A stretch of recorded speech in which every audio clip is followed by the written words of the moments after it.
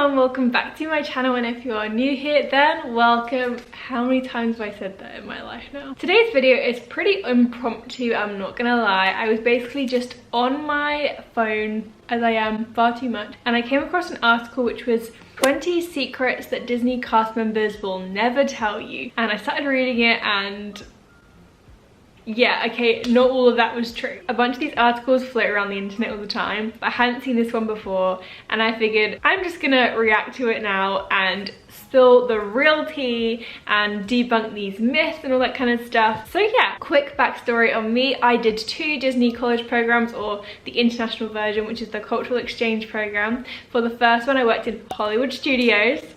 To represent! It turned 30 this year. My parents just got back from Florida, so they kindly got me this t-shirt and I love it very much, and I will be there in like under 2 weeks now, so that's kind of crazy. But yeah, first program I worked in Hollywood studios. Second program I worked, well, I was placed in World of Disney at Disney Springs. I actually only worked there about 10 times across my summer. I traded to work pretty much everywhere else, but that's a whole nother story. It's a whole nother video. If you're interested in that, I will drop that down below. But yeah, let's just get into these 20 secrets and just see what we can debunk right now. Oh, sorry, it's 23. Got that wrong.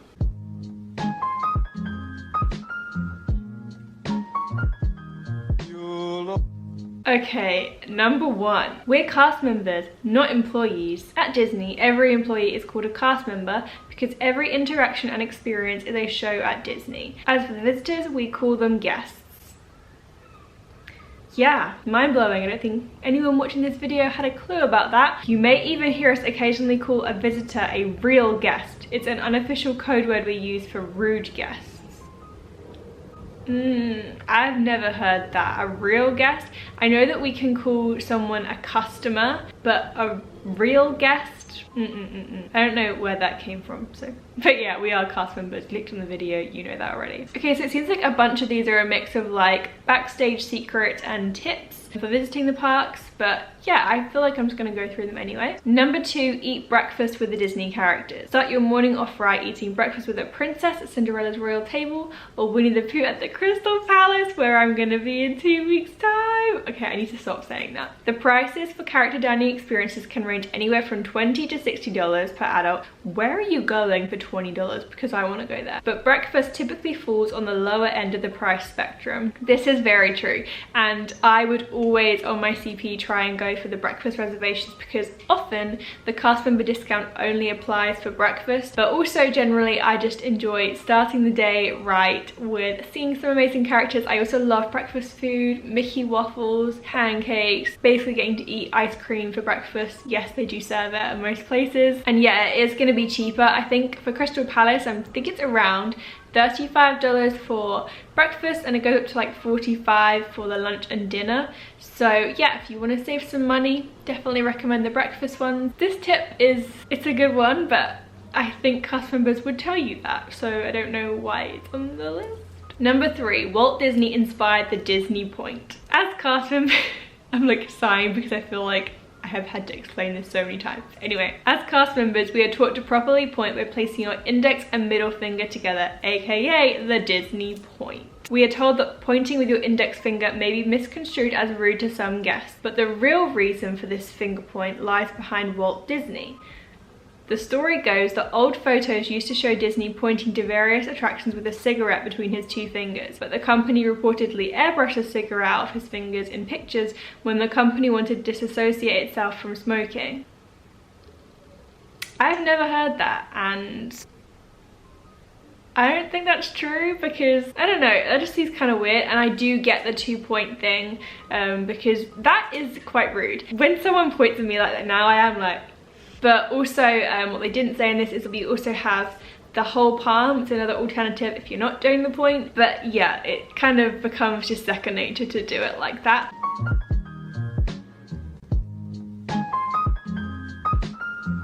Ooh, there's a link to another article of 12 etiquette rules every Disney employee must follow. Maybe I'll react to that next. Let me know. Okay, number 4. Custodians are the go-to cast members for directions. No one knows how to get somewhere in the park better than a custodial cast member.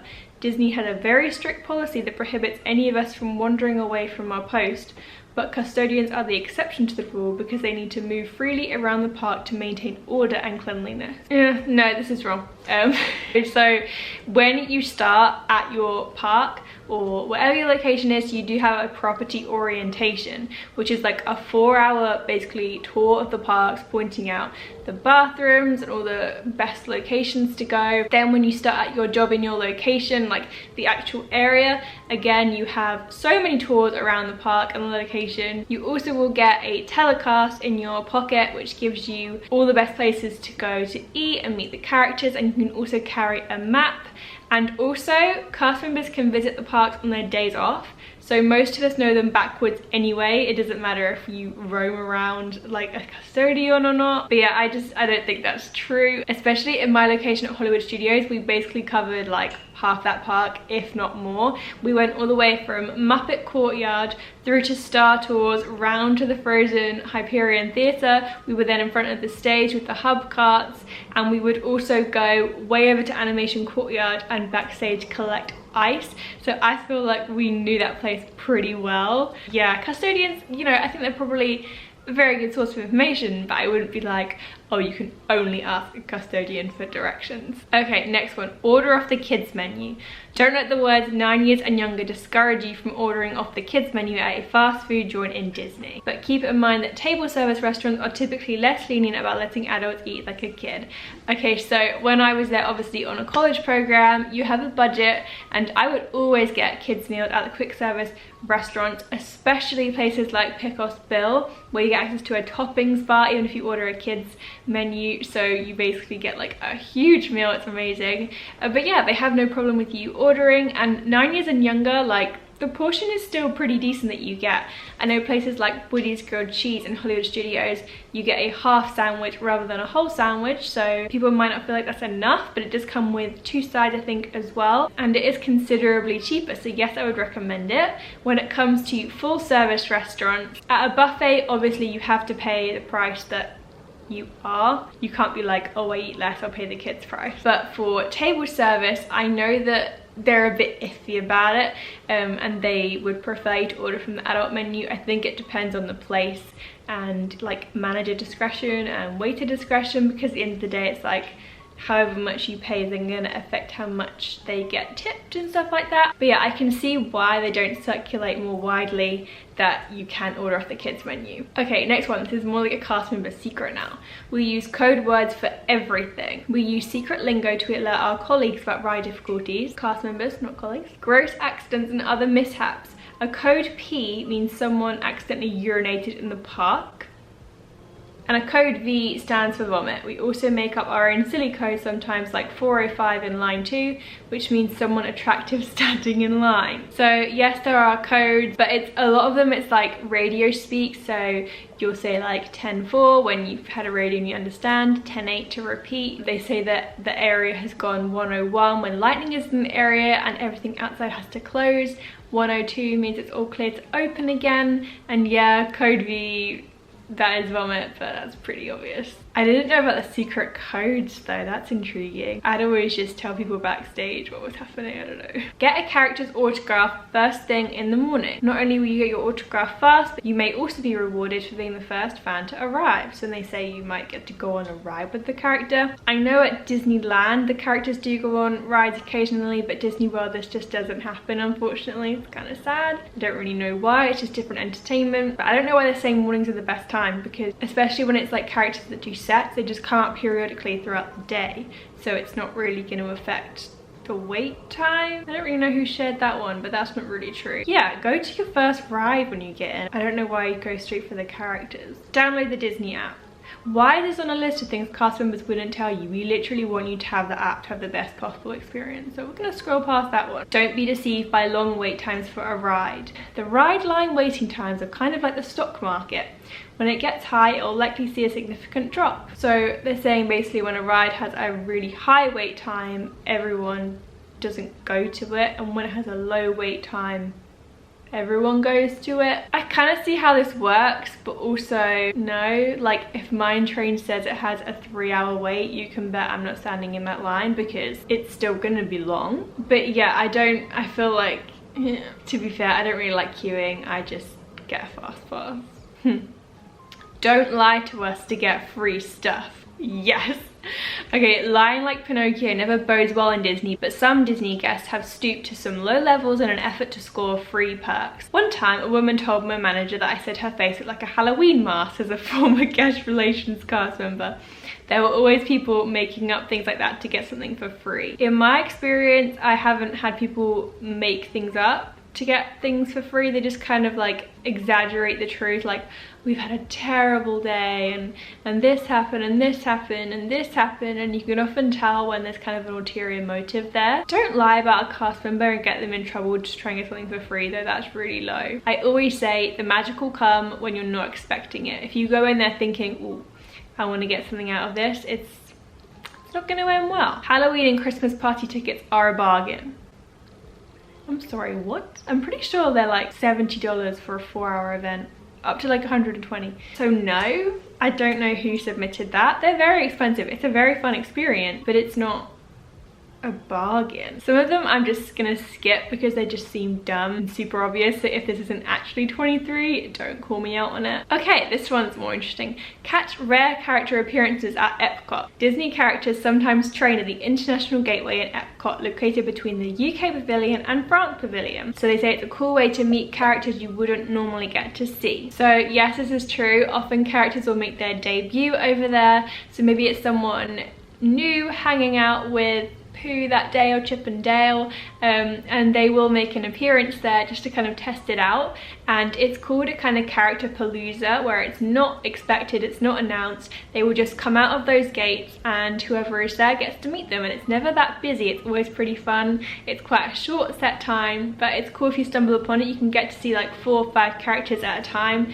and very quickly. They also have this over at Hollywood Studios. They often will do it down by Rock and Roller Coaster in that little like backstage area there, although I feel like Cars is now there, so I don't know. Or they'll do it just outside the entrance by like the cool glazed glass wall thing. I have photos that I will insert from my experiences, but yeah, it's very cool. But this isn't something that you can really plan for unless maybe you know someone in entertainment. It's very exciting if you can go and meet the characters then, because also, like I said, very low wait time. A cast member wouldn't really tell you that though, because it's not like an advertised appearance, which I guess is why it's on this list. Okay, the next one is, you'll never see 2 of the same characters at once. That's because there's only one of them. So you wouldn't see 2 Mickey Mouses because there's only one Mickey Mouse. That's a dumb one. Go to guest relations in the morning for the most accurate information. If you go before noon, they're going to be super helpful because you get the full-time cast members who have been around the longest. Later in the day, you get the college students who are not as knowledgeable, haven't been there as long to know the park well enough.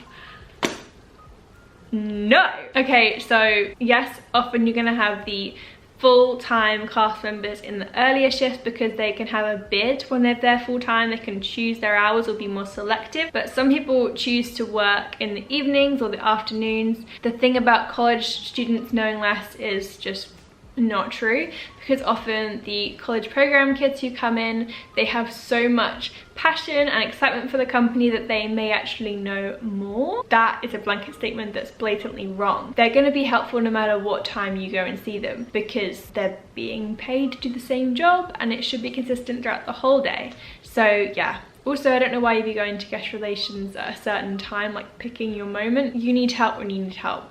Nighttime is prime time for Disney Visit. The lines for rides typically die down at night, especially during the fireworks display. We always take advantage of visiting the park at night because of cooler temperatures and fewer crowds. Have you seen the crowds around Happily Ever After, like how insane the hub grass is? Yes, if you go right when the fireworks are happening, you're gonna have some reduced wait times, but generally it's still crazy busy, and I don't think it's like, oh, everyone's just gone home. I would say personally, the best time to go is firstly when it's raining, because a lot of people get scared off and go back to their resort, or they just hide out. So if you've got a rain mac, put it on, go and try and do as many rides as possible. But also what I found was a really good time for wait times was around like 3:30 to 5:30, because people have seen the parade, they may be a bit tired, they got their rope drops, they'll go back to their resort for some afternoon chill time, and the evening guests haven't really arrived yet, or maybe people are starting to think about getting dinner. So I would say that sweet spot between, yeah, like 3:30 and 6, I guess, because people are just starting to go for dinner and planning their meals. That is often when the wait times get a little bit lower. So yeah, there's some advice from me, because I don't feel like nighttime is really that different, to be honest. Okay, a bunch of them were super dumb after that, so I'm just gonna like stop it there because that's not that interesting. But I hope you enjoyed this video and found it maybe a little bit helpful, interesting, I don't know. Some of them were kind of good and some of them were just whack and I don't really understand them at all. But again, if you did enjoy it, give it a big thumbs up, comment down below anything that surprised you, and subscribe for more videos. I will, like I said, be going back to Disney World in under 2 weeks, so the vlogs are coming. Thank you for your patience, I really appreciate it. Thank you so much for watching. I hope you have a magical rest of your day, and quick thing, that's not rude when someone says to have a magical day to you at Disney. I don't know who started that rumor, but it's not true. We genuinely mean it. So yeah, have a magical day. Bye.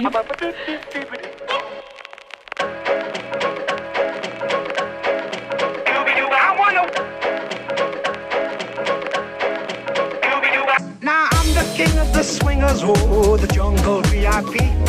I've reached the top and had to stop, and that's what's bothering me.